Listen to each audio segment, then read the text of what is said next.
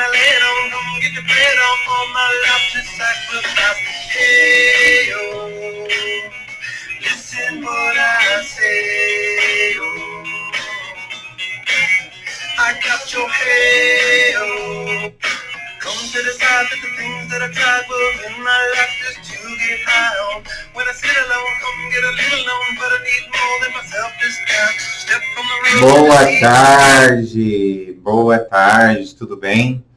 Estou vindo aqui para poder deixar em dia aqui o nosso conteúdo, então tem algumas coisas aqui que a gente vai repassar, que é referente à aula 1 ainda, né? Então, a aula 1 é referente a noções gerais e características dos títulos de crédito. Então, como características, eu lembro que na aula eu resolvi essa questão da OAB, que aqui a gente não vai voltar nela.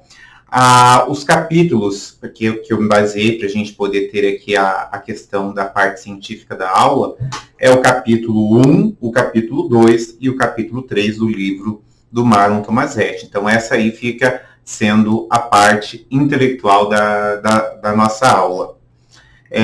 A parte inicial, que é o título 1, a gente falou sobre títulos de crédito, né, com relação à parte introdutória do nascimento do crédito, como atividade empresarial, que crédito quer dizer o quê? Pedi até para vocês anotarem. Crédito seria confiança no tempo.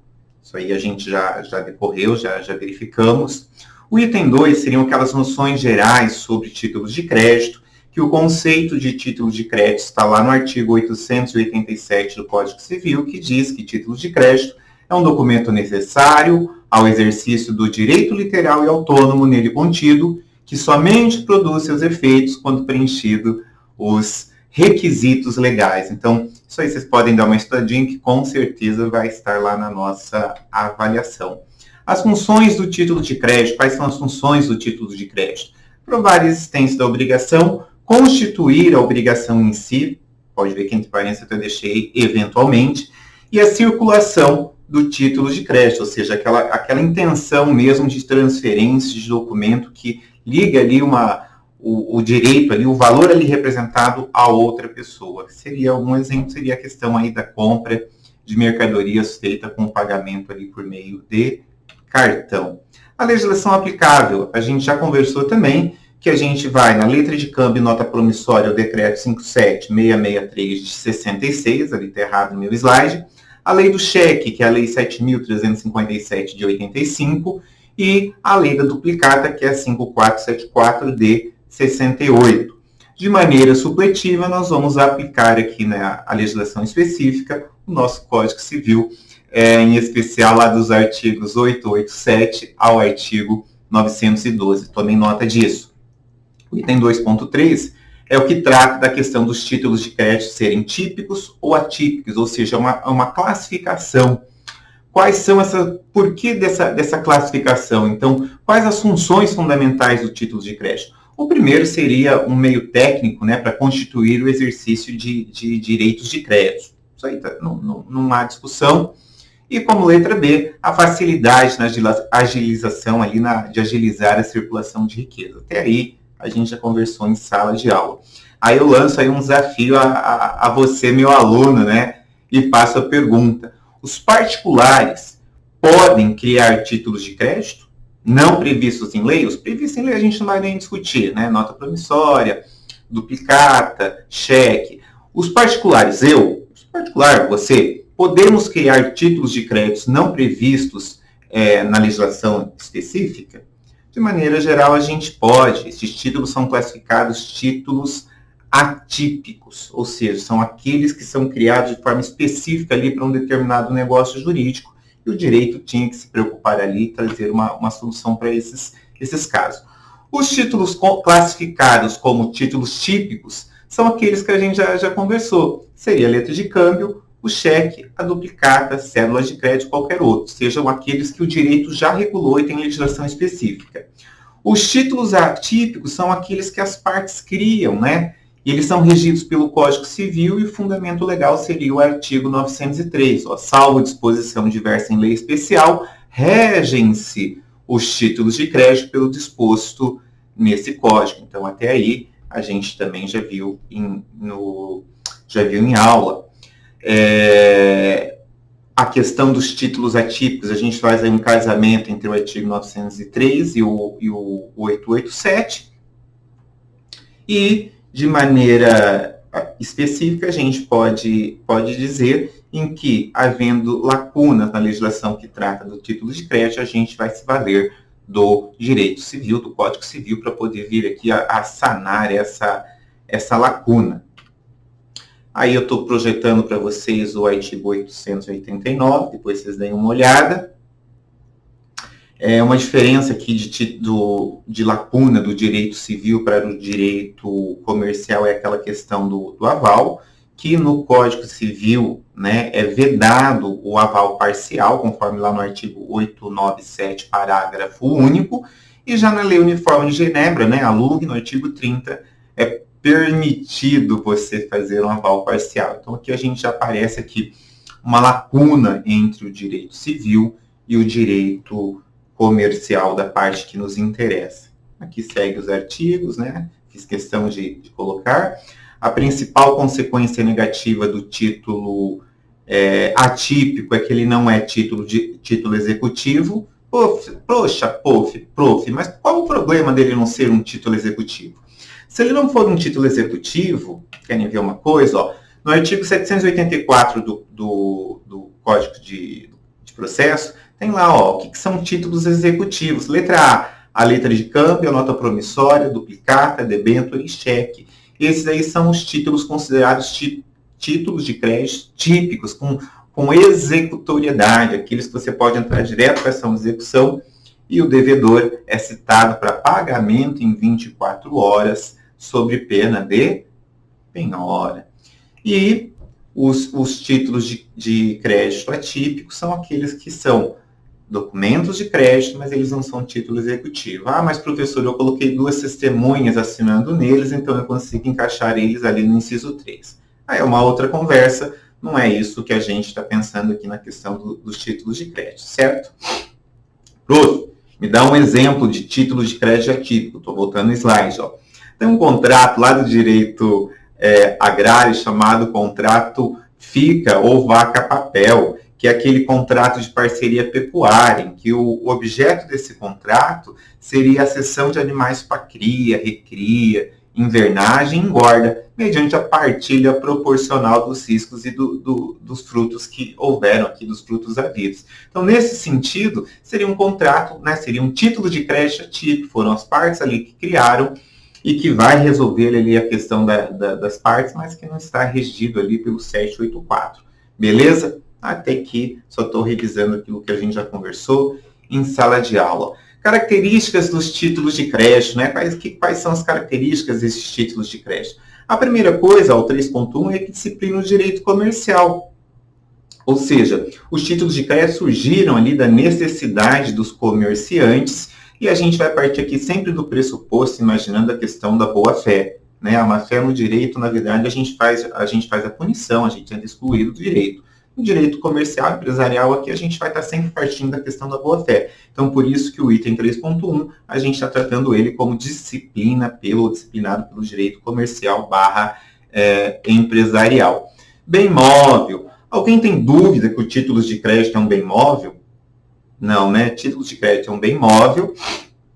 E por essa razão ele pode ser transmitido aí de uma pessoa para outra sem uma formalidade ali como um imóvel. Você precisa fazer uma escritura pública de compra e venda e fazer o registro. Até aqui tranquilo, sem problema nenhum. Aqui eu coloco o fundamento, tá? Se depois, na hora que vocês forem ler com calma, eu coloco esse fundamento aqui da questão de ser um bem móvel, mas é tranquilo.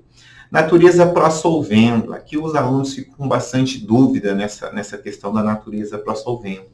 Em regra, o título de crédito, ele está vinculado a um determinado negócio jurídico, concorda? Uma compra e venda, uma entrega de um produto, e alguém que entregou o produto quer receber o valor, o preço ali do produto. E quem comprou deveria pagar. Então, o título de crédito, ele serviria para o quê? Para simbolizar, é uma duplicação dessa obrigação do pagamento. Então, por isso que ele é pró-solvendo. Não quer dizer que se você rasgar o cheque, acabou ali o negócio de compra e venda. Não acabou. Você vai ter outros meios, outras ações para que você possa vir aqui e buscar o recebimento do seu crédito. Então, natureza pró-solvendo e não pró-soluto. Qual seria uma questão aqui, uma provocação jurídica que eu poderia estar fazendo aqui com vocês? Quais os efeitos da emissão do título de crédito sobre a obrigação anterior? Né? Como é que fica aqui a questão da obrigação anterior? A simples emissão, né, faço indagações, a simples emissão do título de crédito é capaz de extinguir a obrigação do comprador ou apenas o pagamento do título o fará? É o que eu acabei de dizer. Não quer dizer que eu comprei aqui uma casa, fiz um contrato de compra e venda e dei um cheque dizendo, me referindo ao pagamento dessa casa. Se eu rasgar esse cheque, não acabou o contrato de compra e venda, concorda? Peguei o cheque, coloquei no bolso aqui da minha camisa, foi lavado na máquina e destruiu o cheque. Em razão disso, acabou, não vou ter mais que pagar a casa que eu comprei? Não, não é muito pelo contrário. Não existe o título de crédito, mas vai existir ali o contrato que vai simbolizar esse ato de compra e venda, a pessoa vai poder tomar ali as medidas judiciais cabíveis, assim dizendo, né? Então, esse pró-solvendo é uma natureza dos nossos títulos de crédito, porque eles existem sim, e eles são, alguns casos, eles são vinculados a essa questão do negócio jurídico que já existiu. O STJ já se manifestou nesse sentido, concordando, confirmando aquilo que eu acabei de dizer para vocês, né? Aqui também tem mais uma posição do STJ nesse sentido, depois vocês deem uma olhadinha. Característica do item 3.4, circulação. Então, a principal função do título de crédito é permitir a circulação mais ágil das riquezas. Isso é tranquilo, né? Todo mundo entende isso. Então, os títulos, eles nascem para circular. Quem recebe esse título de crédito, ele teria que ser protegido pelo direito comercial. Por quê? Porque se o direito comercial criou o título de crédito para trazer uma certa rapidez, para circular riquezas, não teria o porquê o direito correr agora dessa responsabilidade, desse cuidado que tem que ter com quem está recebendo aqui o título de crédito, essa proteção, porque senão as pessoas, você viria para me pagar com cheque, com uma letra de câmbio, uma duplicata, vai falar, não, eu não recebo porque, né, não entrega a mercadoria, porque eu tenho medo que você não vai vir aqui a me pagar, não vai honrar a obrigação. Então, nesse sentido, é tranquilo.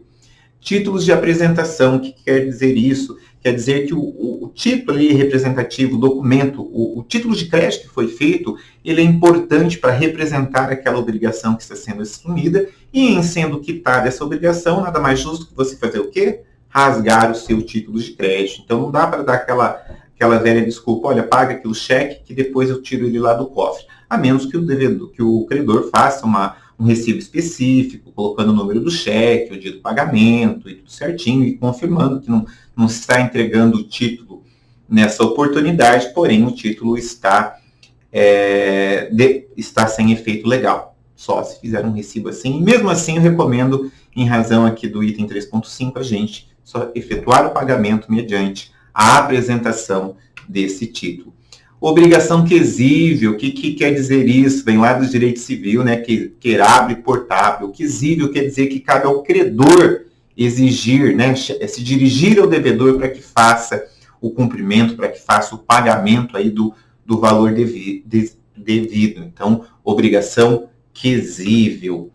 Título resgate, o que quer dizer título resgate? Né? Uma vez apresentado o título ao devedor, a princípio, regra geral, né? Ele deve vir e efetuar o pagamento, juntamente aí com a entrega do título, como a gente falou no item anterior. Os títulos de crédito, eles não nasceram para serem permanentes, eles nasceram para serem extintos, para serem rasgados, assim que a obrigação expressa contida neles ali, ela seja liquidada. O artigo 39 da LUG faz essa indicação, juntamente aí com 901 do Código Civil. Até aqui tranquilo. 3.8, executoriedade. O que é executoriedade no título de crédito? Então, não havendo pagamento voluntário de uma determinada obrigação constante do título de crédito, compete ao credor, aquele que está com o título na mão, recorrer ao judiciário para buscar o pagamento desse crédito. Então, os títulos de crédito atribuem certeza que permite ao credor imediatamente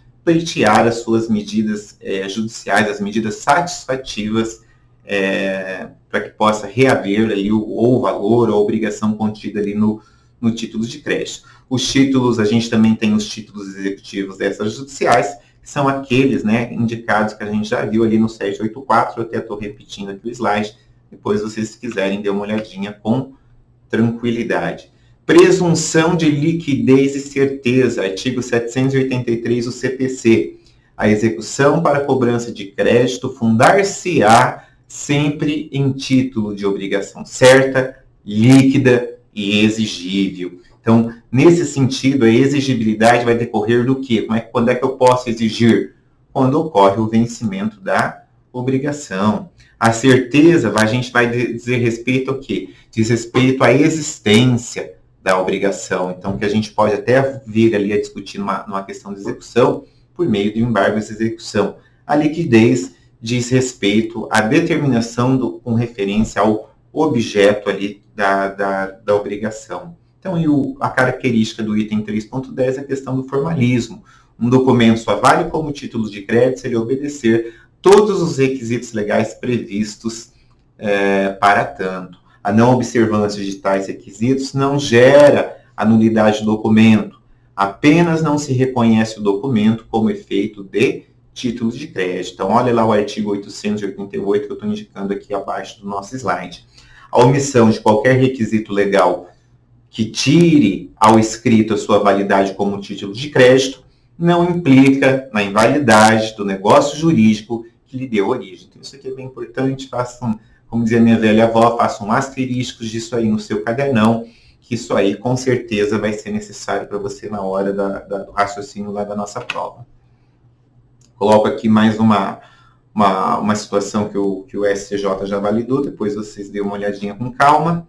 Solidariedade cambiária, como é que funciona isso, professor? Então, um título de crédito, olha, primeiro travessão, podem existir vários devedores para um mesmo título de crédito, aí seria a solidariedade cambiária. Então, eles assumem obrigações, em regra, mediante a oposição da sua assinatura no documento. Então, que seria ali a questão do saque, a questão da emissão, a questão do endosso, a questão do aval, até a questão da própria intervenção ali no próprio título. O credor poderá exigir de um lado, de alguns ou de todos os obrigados o pagamento integral do título. Então, nesse sentido, os títulos de crédito, o direito comercial veio a legislar nesse sentido ali através até da própria lei uniforme, para que a gente pudesse, para que o credor pudesse ter certeza de que ele pode exigir de um ou de todos o pagamento integral ali do título. Mais para frente a gente vai ver como é que funciona a questão do endosso e a questão do aval. Neste momento aqui é só característica do título de crédito. Pode haver a solidariedade ali entre vários co-obrigados ou vários obrigados, conforme a OAB cobrou na prova, sem ser nessa última na outra, que é aquela primeira questão que eu resolvi na aula. E a questão da solidariedade cambiária ela é específica, não se confundindo com a solidariedade civil, embora em ambas representem a obrigação de cada um dos codevedores em honrar a integralidade da dívida. Então, a obrigação no direito cambiário é de uma forma, a obrigação no direito civil se comporta de uma outra forma. Aqui no artigo 47 da LUC, a gente diz assim, os sacadores, aceitantes, endossantes ou os avalistas de uma letra são todos solidariamente responsáveis para com o portador. O portador tem direito de acionar todas essas pessoas individualmente, sem estar adstrito a observar a ordem que elas se obrigaram. O mesmo direito possui qualquer um dos signatários de uma letra quando há tempo pago. A ação intentada contra um dos co-obrigados não impede acionar os outros, mesmo os posteriores àquele que foi acionado em primeiro lugar. Então, isso aqui é uma questão de solidariedade cambiária, que nesse quadro aqui eu estou tentando indicar para vocês o que seria a solidariedade cambiária. Então, primeiro travessão, na solidariedade civil há uma causa comum. Na cambiária, a obrigação de cada devedor decorre de uma causa distinta. Por quê? Um pode ser avalista, outro pode ser apenas endossante. Então, no direito civil, a gente tem uma causa comum. No direito cambiário, a solidariedade pode ou decorre de causas diferentes. Na solidariedade civil, qualquer codevedor que paga a dívida tem o direito de regresso contra os demais codevedores. Na solidariedade cambiária, a gente tem uma diferença. Nem todos os devedores terão direito de regresso. Por quê? Porque alguns devedores, ao pagarem um título, nada podem exigir de outros co-obrigados. Isso aqui é quando a gente tem aquele pagamento pelo obrigado, que ele está anterior ao próximo responsável. Então, ali no meu exemplo, eu coloquei, ó, Romário emitiu uma nota promissória em favor ali do Ronaldo, que é credor, que foi endossado pelo Edmundo e avalizado pelo Ricardo. Então, a gente tem uma situação em que o Ronaldo cobra do Ricardo. Então, o Ronaldo é o credor, ele vem ali e cobra do Ricardo, que é o avalista, o Ricardo paga. Veja, o Ricardo não vai poder cobrar esse valor do Edmundo, concorda? Porque ele está numa cadeia diferente ali, ele não consegue exigir a obrigação dele. Já quando o Ronaldo cobra o Romário, concordam? Então, de qualquer forma, também ele, o Romário pagando, tanto o Ricardo quanto o Edmundo, eles estão numa situação de obrigação posterior, eles não podem, eles não terão ação de regresso. Eles são, um é endossante e o outro é avalista, né? Avaliem com calma isso aí, que é bem tranquilo. Então, a diferença na solidariedade civil, aquele que paga pode exigir a quota-parte dos demais. Já nos títulos de crédito, todos são obrigados pela dívida inteira, mas no caso de um deles que pague, o direito de regresso contra os demais co-obrigados é exercido pelo valor como um todo. Então, artigo 49 da LUC. Vejam essa pequena, grande diferença entre o direito civil e o direito comercial. Aqui eu faço a indicação do fundamento legal para vocês. Na questão da prescrição, né? Na solidariedade civil, a interrupção da prescrição em face de um devedor afeta os demais devedores. Está lá no Código Civil, artigo 202, parágrafo 1º. Na solidariedade cambiária, como a gente está falando aqui de situações distintas, né? Aval, endosse, uma série de outras coisas, a prescrição ela é individual. Então, corre ou interrompe-se para cada devedor naquilo que ele se obrigou. Então, para os avalistas vai ter um prazo, para os endossantes, por exemplo, terá um prazo distinto. Aqui eu faço a indicação do fundamento legal para vocês. E a parte que a gente precisava chegar aqui para fechar essa aula é a questão dos princípios dos títulos de crédito. Então, os princípios dos títulos de crédito são normas basilares, né? Elas fazem ali o papel de dar o fundamento ao direito cambiário. Então, esses princípios, a gente vai chamar eles de princípio da cartularidade da incorporação, princípio da literalidade, princípio da autonomia, princípio da abstração e princípio da independência. Então, partindo ali do número 1, o 4.1 seria o princípio da cartularidade ou incorporação. O título de crédito é um documento necessário para que você possa exercitar esse direito literal e autônomo nele mencionado, concorda? Então, se eu não tenho o título ali para mostrar, para representar qual é a obrigação que eu tenho o devedor, como é que eu vou fazer? Então, disse que o documento é necessário, porque enquanto existe o documento, o credor deve exibi-lo para exercitar o seu direito, seja principal ou acessório, direito principal de receber, né, do devedor principal, de quem emitiu, por exemplo, a nota promissória, ou até de um avalista, ali, ou de um endossante, por exemplo, que o título porta consigo, e não se pode fazer qualquer mudança na posse do título sem anotar. Então, nos títulos de crédito, a gente tem essa regra geral de que a gente deve fazer a anotação no título de crédito quando ele for passado adiante. Então, cada título que é passado adiante, nós fazemos aqui o apontamento, a assinatura aqui de quem é que passou isso, por quem são os corresponsáveis, né? Então, terminologia. Então, essa expressão cartularidade vem lá do latim de cártula, né? Papel pequeno, pedaço de papel, escrita de pouca extensão. Ideia de papel no sentido de apresentação do documento. Ó, título de crédito eu tenho que apresentar. A apresentação do documento seria essencial para o exercício desse direito nele contido, né? Conteúdo do princípio, né? O que seria isso? A necessidade do documento deve entender-se no sentido de, uma vez unido o direito ao título, não é possível exercer o direito sem estar na posse do título. Isso aqui eu tentei fazer, ó, antes de começar a aula, uma letra de câmbio. Fui colocando aqui todos os requisitos de uma letra de câmbio. Então, exige-se a apresentação do título original para que se possa instruir a ação executiva. A cópia autenticada não é aceita, mas existem ali alguns casos em que poderia ter exceções. Regra geral, a gente precisa apresentar o título para que possa exercer o direito nele ali identificado. Desmaterialização dos títulos de crédito. O que seria isso, prof? Então, lá no artigo 889, parágrafo 3º, está escrito assim: o título poderá ser emitido a partir dos caracteres criados em computador ou por meio técnico equivalente e que constem da escrituração do emitente, observados os requisitos mínimos previstos nesse artigo. São os títulos de crédito digital, gente. Hoje nós temos, né, em 1850, quando começou o direito comercial no Brasil, a gente não tinha essa possibilidade. Mas hoje, com a informática, com o direito digital e com tudo isso aí que a gente está acompanhando, é possível sim. E lá no artigo 889 foi inserido aí o parágrafo 3º que traz essa possibilidade para a gente. Segundo princípio dos títulos de crédito, princípio da literalidade, tem seu conteúdo e seus limites determinados nos precisos termos do título. Então, aquilo que está escrito no título é aquilo que a gente vai considerar. Então, ajustes verbais, então eu combinei em pagar numa outra data. Se realmente é um ajuste entre as partes, eu tenho que vir aqui constar no título. Olha, foi alterada a data do vencimento para 5 dias posterior. A correção monetária é desde o vencimento, isso é uma cláusula considerada não escrita, mas que envolve aqui o princípio da literalidade, e o aceite somente por escrito e no título. Então, quando a gente for estudar duplicata, a gente vai ver, por exemplo, que eu emito uma duplicata contra um aluno, uma determinada pessoa. Para que essa duplicata tenha validade aqui dentro dos títulos de crédito, a pessoa tem que aceitar. Aceitar o quê?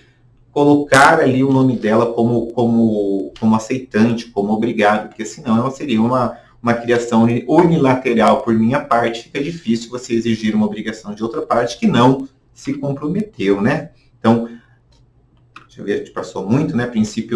Terceiro princípio, o princípio da autonomia, seria a autonomia que qualifica o direito cambiário dos sucessivos titulares entre si. Como assim? Sobre o ponto de vista dos sucessivos credores, a autonomia se aplica em 2 situações essenciais. Primeira, aquele credor de boa-fé, que não são oponíveis matérias ligadas a terceiros. Então, eu recebi esse título de crédito aqui, ó, sou credor de boa-fé, não dá para opor contra mim matérias ligadas a terceiros. Letra B, não pode ser oposta ao possuidor do título a falta de legitimidade de quem o transferiu. Então, eu recebi esse título de crédito aqui do aluno B, e esse aluno B não dá para eu questionar essa questão da legitimidade ou não, porque eu tenho que verificar, já quando ele veio me passar esse título, se ele era legítimo para ser o portador desse título e que isso seja feito da maneira que a lei determina para que não haja problemas. Então, esses 2 itens, o item A e o item B, está ligado com a questão da autonomia dos títulos de crédito. Qualquer pessoa de boa-fé que adquira na condição de credora do título, obtém um direito novo, como se fosse um credor originário, não ocupando a posição do credor anterior. Então, o título agora está na minha mão, sou eu que posso intentar as ações executivas aqui contra quem me passou, contra os co-obrigados, ou até mesmo contra o devedor principal, ou contra todo mundo. Isso aí, quem vai escolher de que forma vai ser feita sou eu, porque o título está comigo. Então, o STJ já afirmou que o devedor só pode opor ao portador as exceções fundadas em relação pessoal com este ou em relação ao título em aspectos formais e materiais, salvo, né, a não ser que a gente esteja falando de má-fé do endossatário não verificado na espécie, né? Então, se o título chegou na minha mão através realmente do endosso, alguém passou isso aqui para mim, não é possível a gente fazer essa discussão. Então, em uma nota promissória, seu credor não poderia receber o crédito por questões pessoais. Quais questões pessoais? Eu recebi esse título de crédito, ele é lá do seu João, mas eu sou devedor do seu João. Então, quando eu for lá cobrar o seu João, ele vai dizer assim para mim: pera lá, seu Juliano, vamos fazer uma compensação entre aquilo que você é credor e aquilo que eu sou devedor. Então, por questões envolvendo direito ali, negócio entre as partes, não poderia ser exigido, então, esse título como todo. Então, como é que você vai explicar aqui? Tentei fazer um esqueminha para vocês. Coloquei o Romário como emitente da nota promissória, em favor do Ronaldo, né? O Edmundo, ele só participou ali do endosso, passou para o Ronaldo, e o Ricardo avalista. Então, na primeira situação, a situação 1, Romário, né, quem emitiu o título, é incapaz e não foi representado. Então, a sua obrigação é nula nos termos do artigo 166, inciso 1 do Código Civil. Porém, depois dessa emissão, vocês vejam que o Ricardo foi avalista e o Edmundo também endossou. Então, quando o Ronaldo pegou esse título de crédito, tinha outras duas garantias ali expressas no título, o aval e o endosso. Então, olha ali, segue a minha explicação. Embora seja sua assinatura que cria o título, a assinatura do Ronaldo, né, Romário, isso não invalida o título em si, nem as demais obrigações. Ricardo e Edmundo, ou seja, o endossante e o avalista, continuarão sendo devedores desse título. Do mesmo modo, se a assinatura de Romário for falsa, então ele de quem emitiu o título, todas as outras obrigações se mantêm, dado o princípio da autonomia das obrigações do título de crédito. Então, a pessoa deu um aval ali, o outro foi lá e endossou, não tem o porquê agora esse avalista, esse endossante ser liberado das suas obrigações, porque foi descoberto, por exemplo, que a assinatura de quem emitiu o título é falsa. Então, não tem como se livrar da obrigação assumida. Aqui o fundamento está no artigo 7 da LUG. Princípio número 4, né, 4.4, princípio da abstração.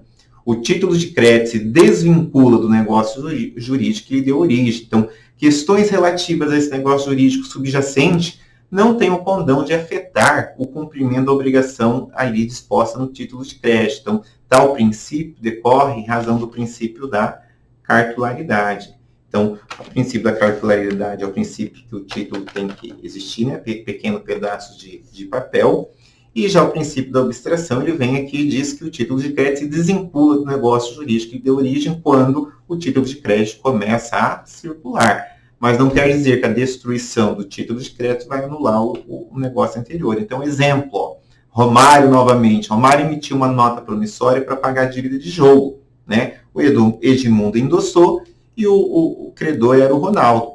A inexigibilidade do negócio jurídico adjacente não atinge a nota promissória que deverá ser paga por Romário. Então, Romário emitiu uma nota promissória de forma legal nos termos da lei e passou lá para o Ronaldo e o Edmundo endossou. Tem como alegar que não vai pagar a nota promissória porque ela é oriunda de dívida de jogo? Não tem nem como se escrever isso, né? Embora tenha lá o projeto de lei discutida no Congresso para legalizar os jogos de azar no Brasil, mas neste momento, ainda hoje, dia 7 de março de 2022, a gente não tem essa aprovação. Então, a dívida de jogo que foi representada por uma nota promissória, a gente vai cobrar a nota promissória. Então, aqui eu trago um fique atento. Quando eu coloco um fique atento, é importante vocês darem uma olhada no que eu estou querendo dizer, né? Então, ó, a abstração não poderá ser invocada pelo credor sempre, ou seja, não é todas as vezes que quem tiver aqui com a nota promissória, com a letra de câmbio na mão, vai poder exigir. O credor ainda ficará sujeito às exceções causais. Como assim as exceções causais?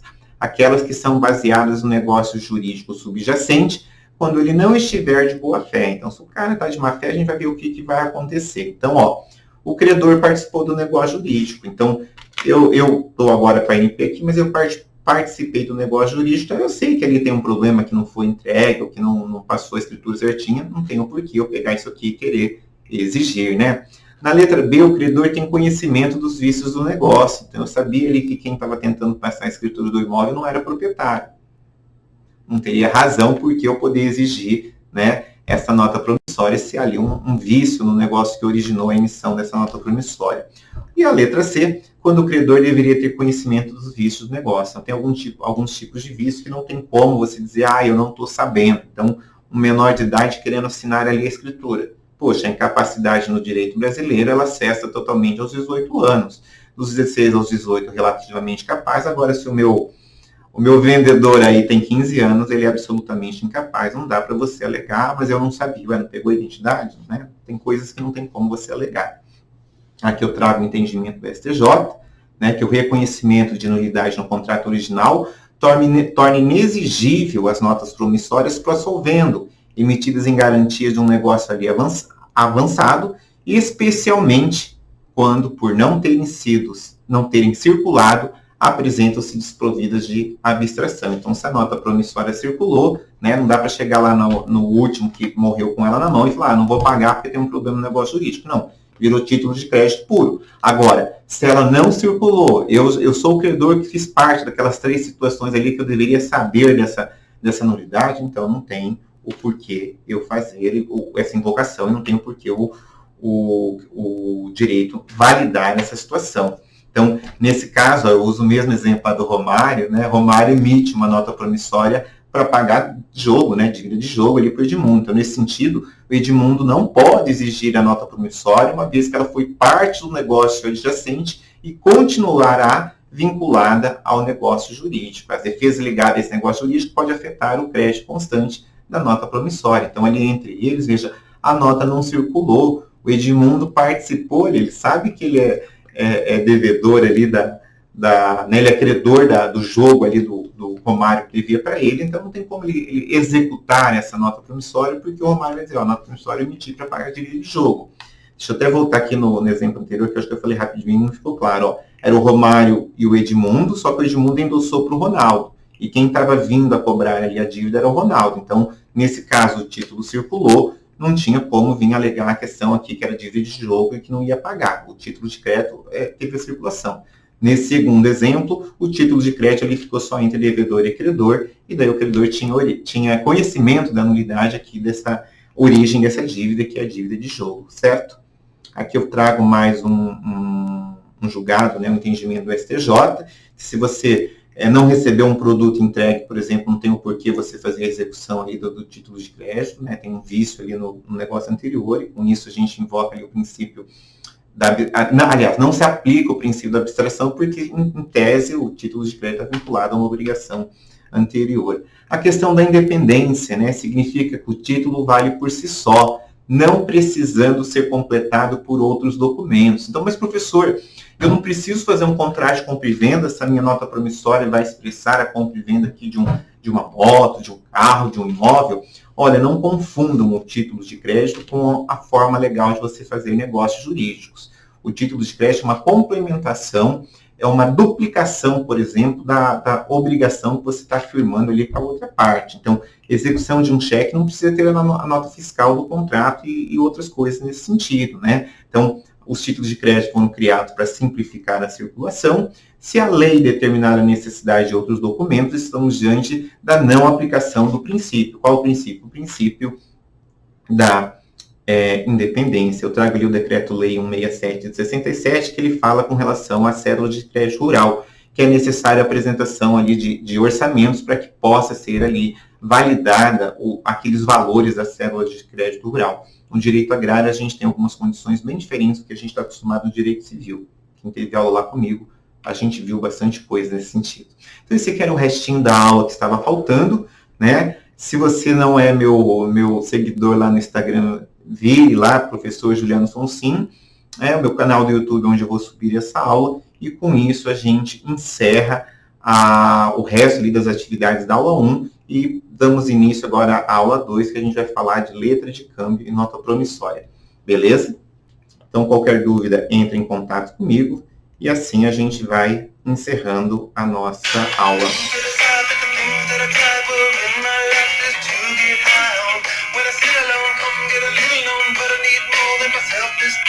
Step from the road to the sea to the sky, and I do believe that we rely on.